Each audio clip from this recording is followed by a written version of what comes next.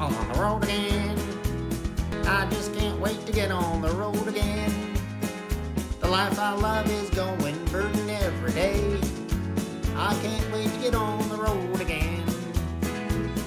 On the road again. Birding places that I've never been. Seeing birds that I have never seen. So I can't wait to get on the road again. On the road again. Birding on the highways and the byways. Birding with all my nerdy birding friends. I just can't wait to get on the road again. The life I love is birding with my friends. 'Cause I just can't wait to get on the road again.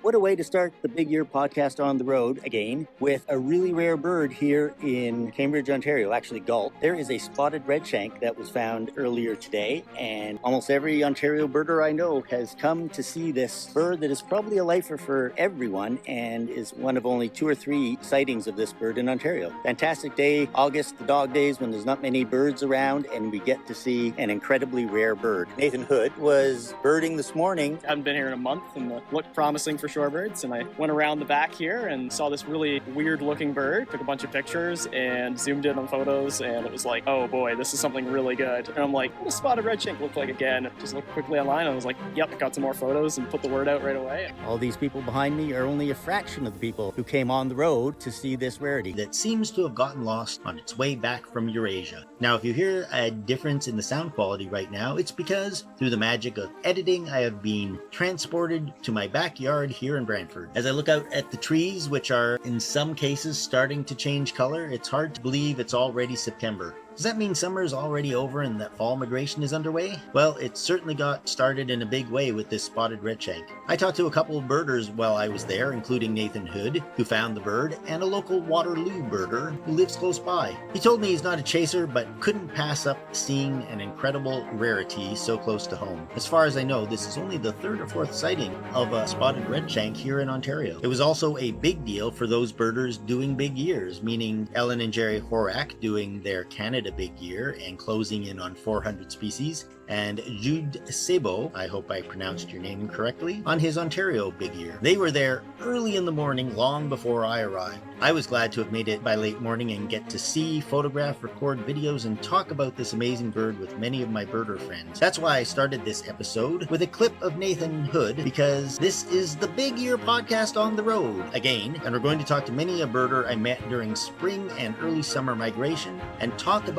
what sparked their passion for birding, whether it was a bird, an event, or a person in their lives. Of course, as I have talked about in July and August, it's hard to find new species you haven't seen all year, but now we do have the expectation of fall migrants and rarities showing up in September and on into October. But before we head back out on the road, just a quick update on me. And no, it's not about that bloody Wilson's warbler I have yet to see. You see, about a week ago, I was set upon by an angry, vicious mob of yellow jacket wasps. These wasps are a predatory social species of wasps, recognized by their small size, black and yellow striped abdomen, and painful venomous sting. That morning began innocently enough. Our neighbors were replacing their fence, so Sue asked me to remove the birdhouse before the workers tore it down. I trotted out to the backyard with a screwdriver bit on my drill and proceeded to take the wretched old birdhouse off the fence. As I removed the second screw, the birdhouse fell to the ground. What I didn't know at the time was instead of birds nesting in the house, it had become a yellow jacket home. They were not happy.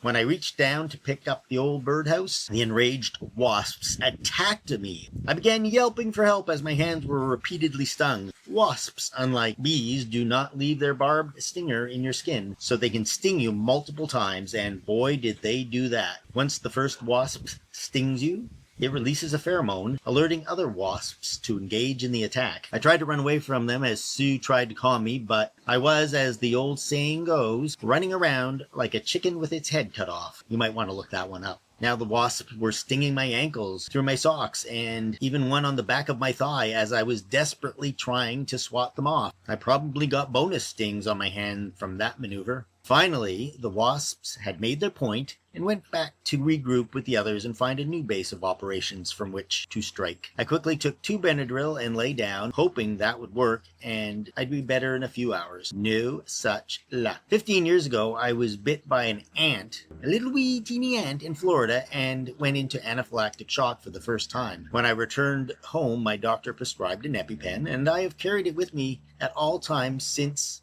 getting a new one every 18 months or so, and I have never needed to use it until that day. Many people over time forget to get fresh EpiPens or just figure if they haven't needed it in a decade, why bother with the expense? My wasp attack is why. Around 15 minutes after the battle ended, I started feeling swelling in my mouth. Not good. My throat felt like I had just eaten a big spoonful of peanut butter, and even though I do indulge in that, I hadn't that time. I reported my condition to Sue, and she rightly said, "That's not good." It was time. I was getting pretty agitated, as was the case the first time that happened. I warned Sue I was going to be a bit crazy. Well, relative to how crazy I normally am. I sent Sue to grab my EpiPen and she handed it to me. I held it near my leg and froze. I gently as possible told Sue, in no uncertain terms, that she had better do it. She did it. After a sharp sting, no worse than anything the wasps did to me, the magical elixir began pumping through my veins and Sue went off to call the ambulance, with me chattering at her in the background impatiently from the other room. The fire department arrived first, followed by the paramedics. They shot me full of more Benadryl and off we went to Brantford General Hospital. After a brief assessment, I was brought quickly into a treatment room, since they would rather I not suffocate in their triage department in front of multiple witnesses. I was taken care of by a very nice nurse whom I assume worked their way through college waiting on tables at Red Lobster, since every time I answered a question they responded, "Perfect," as though I had just picked the chef's favorite dish from the menu. After a doctor was consulted off-screen, I was given the obligatory steroid injection. Lucky for me, I'm not scheduled to be competing in any sanctioned sporting events in the near future, and I spent the rest of the day in a hospital bed, trying to sleep, but was continuously annoyed by one guy who was watching a video on his phone with the volume loud enough to be heard throughout the room, another guy right next to me talking loudly on his phone, telling his life story to whoever he was talking to, and the moaning guy on the other side who screamed every time they tried to stick a needle in his arm. I did not sleep well. Suffice it to say, I have survived yet another medical ordeal. I actually have a standing reservation in the hospital emergency room, and I am slowly recovering. Alas, due to my sensitivity, the itchy rash has yet to go away. Well, enough about me, so let's head out on the road again. Presented in no specific order, sit back, relax, don't let the wasps bite, and enjoy the stories of some of the birders who were kind enough to let me distract them from the serious game of Spot the Warbler. I am here at Morgan's Point with Hannah Doddington. We have just had the rare sighting of a fully breeding plumage black-headed gull, which is not something you see very often. And I got talking to Hannah, and she was telling me a little bit of her story. And I was thinking, I'd love to know what her spark bird was, if there was one, and what got you into the birding frenzy of coming all the way down to Morgan's Point on a cold, windy, potentially rainy, and getting struck by lightning day to see this bird. Did you have a spark bird? I guess the first rare bird I saw in the province was the great kiskadee. That was a very exciting day trip adventure. So I would say that was the day I got eBird. I'll say that. Okay. So once you felt like, oh, I can chase birds, was that part of your educational process? Was that something you just fell into, or did you study to be involved in life of nature and environmental science and things like that? Well, this has been what I've been studying for the past 6 or 7 years now. But I would say that actually going out and looking for birds more so just complements the study itself. I wouldn't say that school necessarily got me out to places like this, but I would say that the two definitely go hand in hand, the study and the actual being out in the field. That's a neat story. I'm glad to have talked to you, and thanks for sharing.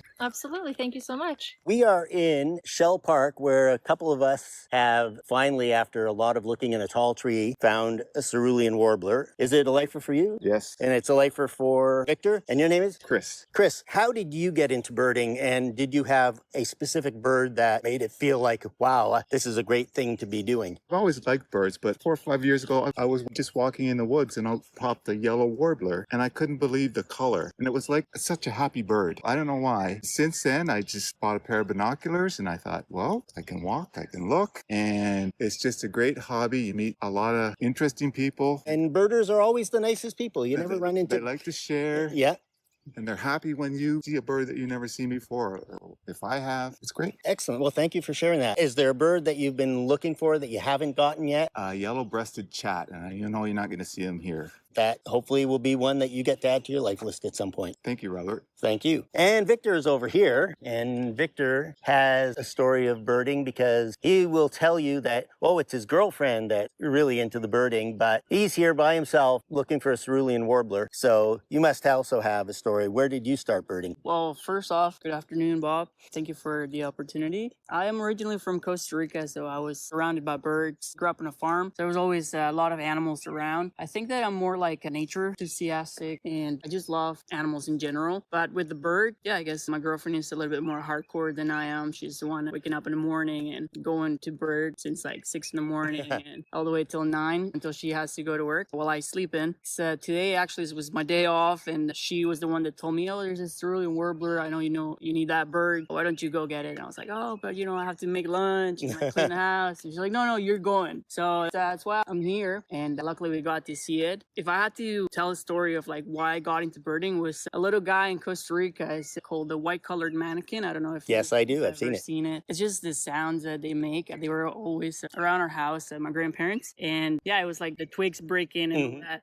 got me into it until I got to see it. They're very skittish, so it was a little bit hard, but yeah, it was amazing getting to enjoy that little bird. So beautiful, such vibrant colors. Excellent. That's what started this journey, and I'm a little bit more into it now, so hopefully I'll get to see more and more stuff. We're going to Point Pelee, actually. Thank you very much for sharing. I appreciate it. Thank you. I am on the Tilden Trail in Point Pelee National Park with Ellie. And Jeff. And they're going to tell their story all over again. They rehearsed it really well, and we're going to see if they can do it even better the second time. What was your spark into birding? I grew up loving birds. My parents always loved birds and paying attention to birds, but mostly it was just the common everyday birds that we would see. And I don't think it was until we got married and started setting up bird feeders on our own and found a few lesser common birds that we hadn't even known existed, like pine siskin or a flock, flock of redpolls, that we got really interested, thinking, oh, wow, there's all these birds we didn't even know in our backyard. And one of the most exciting birds in our backyard was a barred owl. Came perched right outside our bedroom window one time in a tree. We got to see it. We were in suburban Ottawa, and you don't expect to see a great big owl in your backyard like that. So that was really exciting. The passion grew from there. Yeah. Yeah, we started going with a local guide in Ottawa,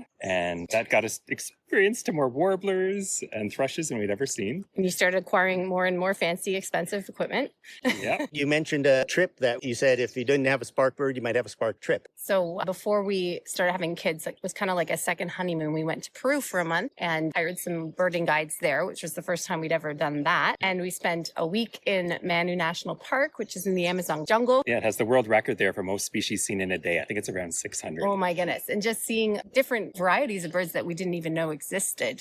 Like I think you mentioned like an antpitta or a trogon, things that we hadn't even heard of, which was really exciting. And all the different ecosystems we saw. Yeah. The deep canyons in the Coco Canyon area, watching the condors fly up. Yes. And then we did the coastline, the Ballesta Island, see the boobies, and the desert area in Inca. It was fantastic. And at that point, we were hooked. And it was like, anywhere we go now, we need to see what kind of birds we can see. Well, thank you very much. I appreciate you doing this. Thank you. Well, I am back, but this time I'm with an old friend from my Canada Big Year, Mitch Doucette, who more than once helped me out with a bird or two during the course of 2022. And now he's a guide for Eagle Eyes. So that's exciting for him. And what have you been up to besides becoming a guide over the last couple of years since we met? Well, actually, we've been pretty busy in Grand Manan. We stay there most of the summer now. And we acquired a piece of land right on the marsh at Castilla. So I'm preparing that right now for some kind of a nice sanctuary. I'm building a blind right now. So I'm I'm about 80% done on the blind. I'm missing the roof and one wall. But basically, all the birders will be welcome. It'll be ready by the fall at least. Our bird shows up. Well, that's exciting. It's fun to run into a few birders. Tomorrow, of course, is it the yellow-nosed or albatross? Yeah, I think it's like the Atlantic yellow-nosed albatross that's been spotted twice already from the Digby Ferry. It's almost as rare as the Steller sea eagle. Yeah, it's only like the second sighting. We had one back in the 80s or 90s that was actually here in Dieppe. Well, thank you for adding a little color to my day. I've been doing this all by myself for the last 4 days and sleeping in the back of my car. So I love running into people I know, especially if they can spot a bird for me. That's always helpful. Well, I came for one bird and I got it there. So. Well, the marsh wren, excellent. Yeah. Bye, everybody. Say bye. We're here at the Long Point Provincial Park at the Old Cut Field Station. And who am I talking to right now? Irene Doucette. I know you from Mitch. Do you have a story of a spark bird or an event that made you a birder? When I was a child, we had some crows that fell out of a nest and the parents never came back, and my father rescued them and we helped raise them. Wow. And they recognized us and gave us all kinds of gifts. So I was hooked. Do you love nature and birds in general, or is it a combination? It's everything. I prefer plants. When we're not seeing birds, who's taking pictures of plants? Well, thank you very much for your story. I'm glad to finally talk to you. Thank you. So I am now at Hillman Marsh. I have run into a couple of birders that I have run into more than once today.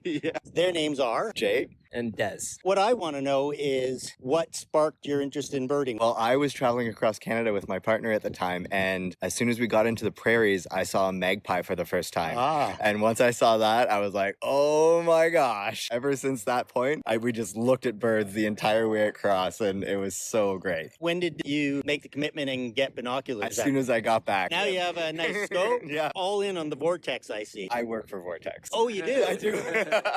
Yeah, I'm part of their repair team. Oh, have I met you at the shop? Because I was there in... Oh, maybe. I was wondering where I saw you. I recognized your face. Yeah. I was there in Guelph a few weeks ago. They replaced my binoculars, paired my tripod and scope. Yeah, So, yeah, that would have been me who did your binoculars. Oh, yeah. I am a big fan of Vortex. That's thank you so much. all I use. So it's kind of cool running into you. So you wouldn't be working at Vortex if it weren't for the trip through the prairies? Yeah, probably. Wow. Yeah. It definitely, the trip through the prairies got me You're through like even birds. more extreme because not only did you decide to buy the products, it's like the guy who liked the product so much he bought the company. You went like, I'm all in. I'm working for Vortex now. Yeah.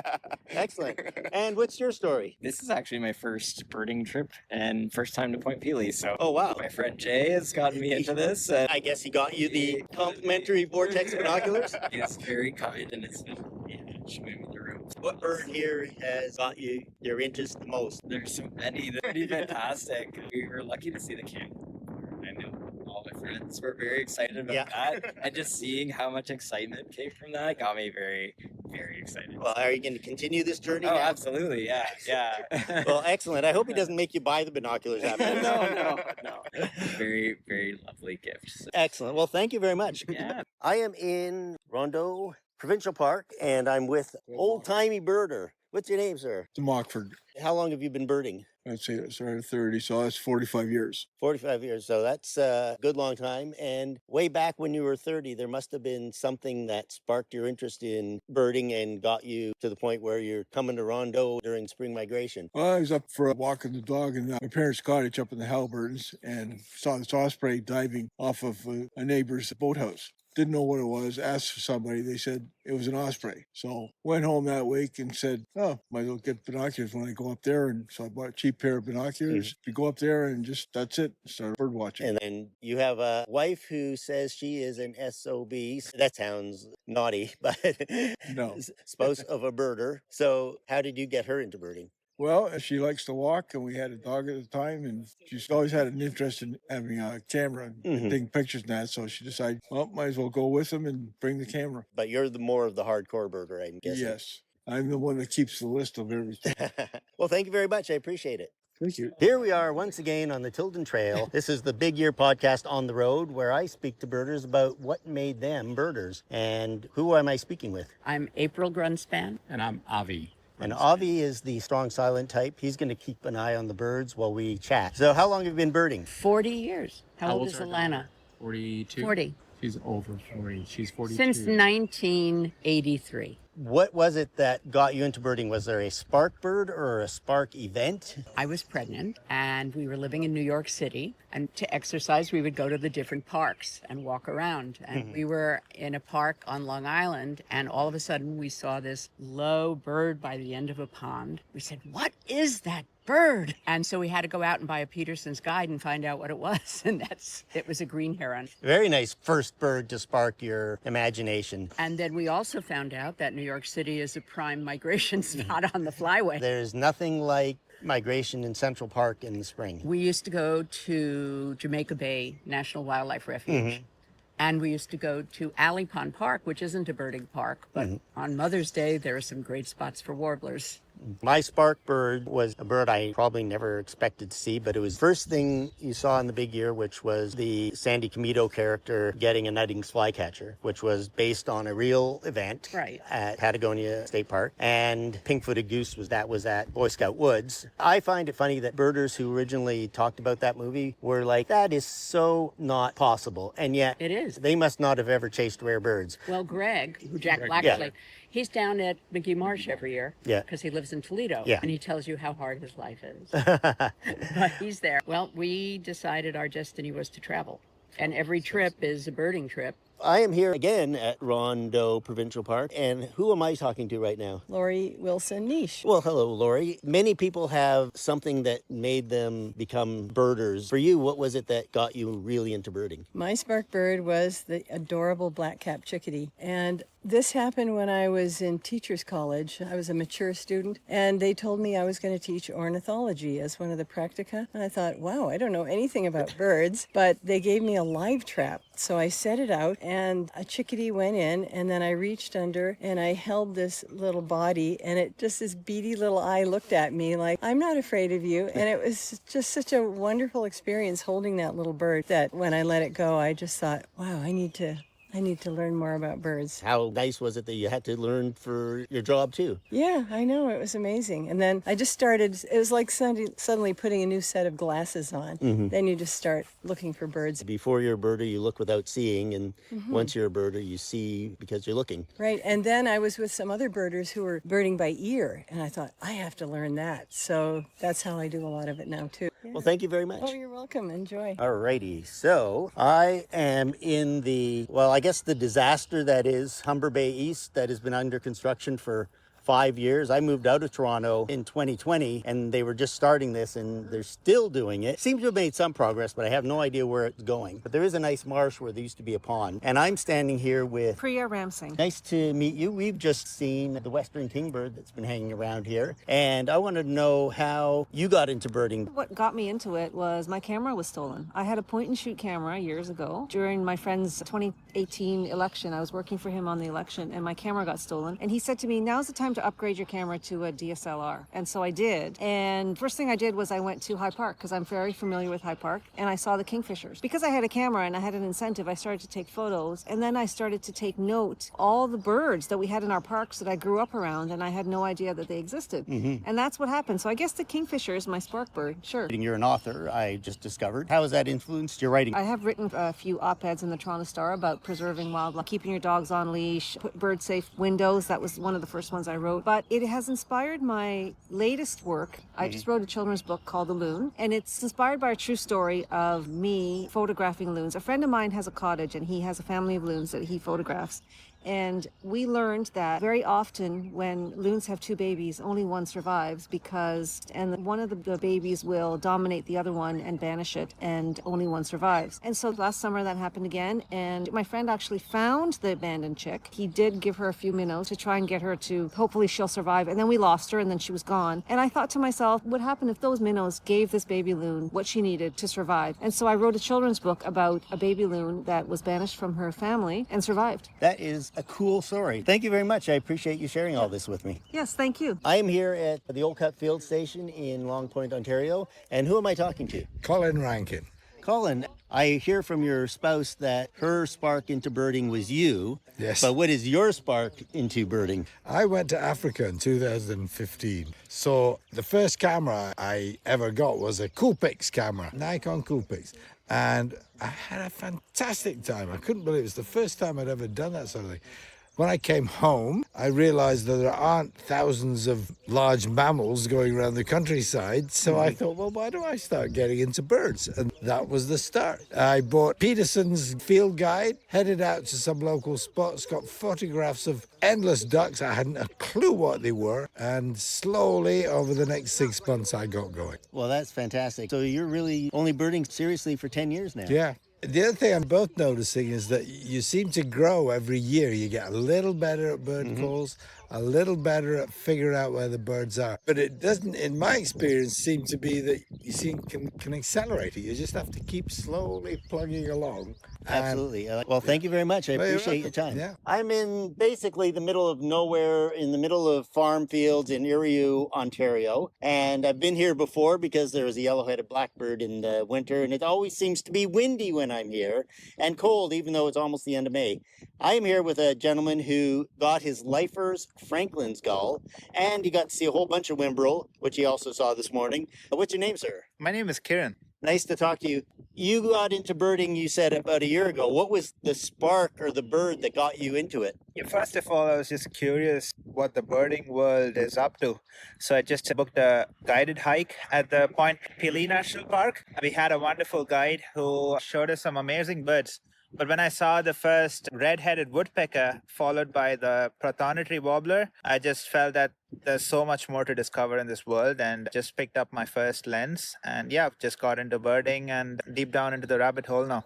It is somewhere that you can fall into and obsessively chase rare birds, and I do that for a living, basically. I'm glad you became one of us. That's very important to get more young birders, and we've been encouraging more and more whenever the people who show an interest in birds to get binoculars and help your friends eventually to be involved. Of course, of course. Nice meeting you, Rob, and thank you for letting me use your scope as well. Well, I'm glad I could help get those birds. Yep, absolutely. Thank you so much. You're welcome. I am here in Point Pelee Park near the end of migration, and who am I standing here with? Marcy Jacqueline. Hello, Marcy. So, reaching back into your memory and the beginning of your birding, what was it that sparked you? It wasn't a particular bird. It was looking for something to do, and I ended up somehow at the Ottawa Field Naturalist Club, and it was like walking into a room full of kindred spirits. And so I started going out on walks and got binoculars, and so I think it was maybe common goldeneye at Bridge in Ottawa that really sparked it. And then also a trip I took to Amherst Island, and we stopped on the way and got hawk owl. And then at Amherst we had short-eared owls, and it was just magical. And how long ago was that? When did you get started in that? Oh my gosh.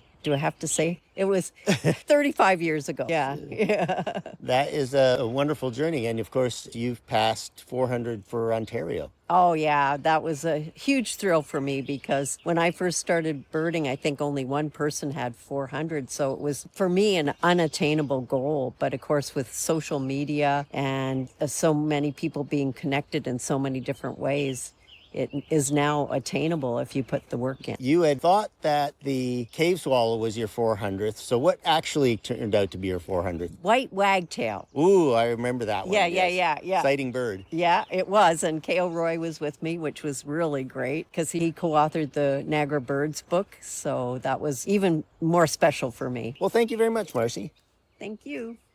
So where am I right now? I'm at Hillman Marsh with a few birders that I have seen all day long on the trails and have helped them with some identification. And some of them seem really new, and one of them might be a little more experienced. But I want to know what your story is and what got you hooked on birding. Did you have a spark bird or a incident? Yeah, I can remember being a student in university, and I was studying for my exams, and I can remember looking out and seeing this really cute little bird in my yard, and I didn't know what it was, but it was really adorable, and it was in the winter, and I remember looking it up, and it was common redpoll. Ooh. And I just thought it was so cute, and then I wanted to know what all the birds were after that. And that got you hooked, and you have your family here, and you got them hooked on birding? Yeah, for sure. And my mom got me hooked on birding, and so now I'm getting my It's a daughter family birding. affair. Yes. Well, it was nice meeting you. It was nice birding with you guys, and I wish you the best of luck with more birds on your trip. Do you still have more trip to do? We're going back to Point Pelee. My name's Heather. Nice to meet you, Heather. We've met listening for yellow rails and wasn't successful, but now we're looking at meadowlarks and bobolinks. And I was interested in your story of how you got into birding. It was getting tired of hearing birds that I knew, but wasn't able to identify. So I wanted to be able to identify what I was hearing. And it helps to visually confirm it as well. So I went out and I got a field guide of bird sounds and started working on identifying by ear. And then I just chased them visually as well. I started in 2022, the beginning of 2022. My sister and I heard there was a snowy owl around. So we went out. My first day out, we found the snowy owl. I said, well, this is easy. And that's when it started. And it all went downhill from there. That's the most common thing people say is it went downhill, but it really is an amazing journey once you really get into it. Yeah, it's been a lot of fun. It's very distracting too from the rest of life. Well, thank you very much for telling your story. Thank you. Well, I am now at the edge of the Grand River because we've had the pleasure of having American white pelicans come to Brantford. And right now we're looking at 3 of them, and I'm talking to... So my name's Ken Debney. I travel from Cambridge today. I've seen the postings about these birds, and I run a small birding site in Cambridge for the Cambridge Today newspaper. It's called Cambridge Spaces Birding. They get into different special interests. Mine is obviously birding, so that's what I do. And it's a little different than the Facebook. We talk about ethics. Our motto is birds before birding. If you're out photographing birds, respect the bird, respect the property, and respect the birder. Putting the birds before the bird photograph. You know, getting a great photograph is awesome, but not at the expense of stressing a bird, especially this time of year, because these birds typically are migrating and they're in their breeding season, so they're a little more sensitive to intrusions and that type of thing. So I think it's really important any time of the year, but even more so in the spring. What got you into birding? Did you have a specific spark bird? Well, I did. Yeah, so I had traveled to Point Pelee just for a holiday, and we stopped in the park, and I was already into some photography, and a prothonotary warbler is what got me. I got a beautiful photo of a prothonotary warbler, and I started to look into it. And then I started counting birds, and that's when you get in trouble. You know, yes, it is. It becomes an obsession once you start counting birds. For me, I'm at 268. But for me, it's also some mental therapy. You know, I had gone through some grieving and such. And it was suggested that I find something I like to do and find time to do it no matter what else goes on in life. And certainly that's proved true for me, that when you're out in these situations, the worries of the world kind of fall away and you're one with nature. Yes, it is fantastic mental therapy. My wife is into crocheting and knitting, and I joke around that she travels with me a lot. Sometimes she'll stay in the car, and I joke around that she's going to have car seats made for me by the time I get back.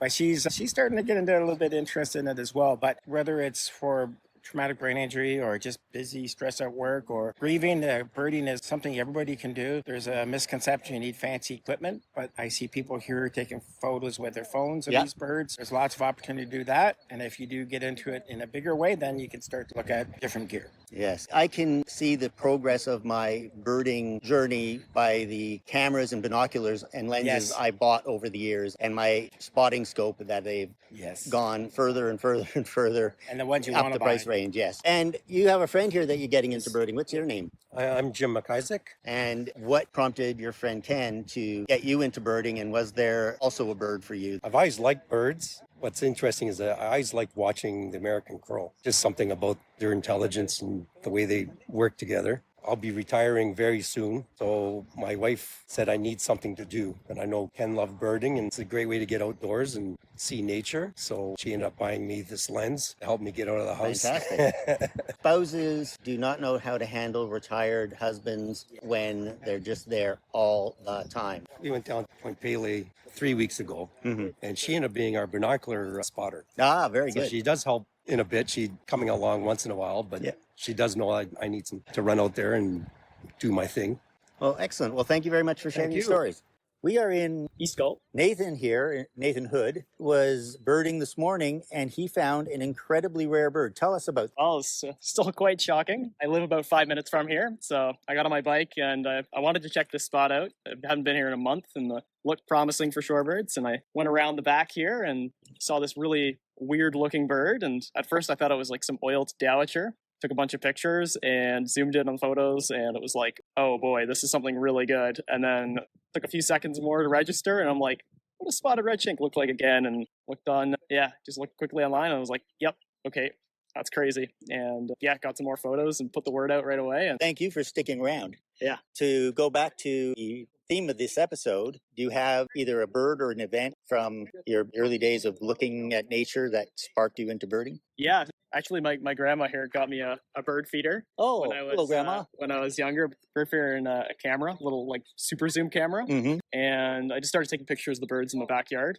And I started noticing some of them looked a little different. It was around wintertime, and there was like these black and white birds. I was like, oh, this looks different. And then grandparents also got me like a bird guide. And I started like looking through, and it was like, oh, the juncos is kind of interesting. A bland looking bird, but it's really I think that was really the start of like just enjoying like classifying things, like putting things into boxes. I think that's what birders really like, especially now. I mean, it's just impressive just how many birds are in Ontario. I mean, just starting to get into birding, you start to realize quickly that there are so many. I mean, there's so many different families. I mean, there's like so many people in Ontario now that have over 400 species. And like, that number alone is kind of mind-boggling. Well, I'm thrilled to have met you. And is Grandma a birder?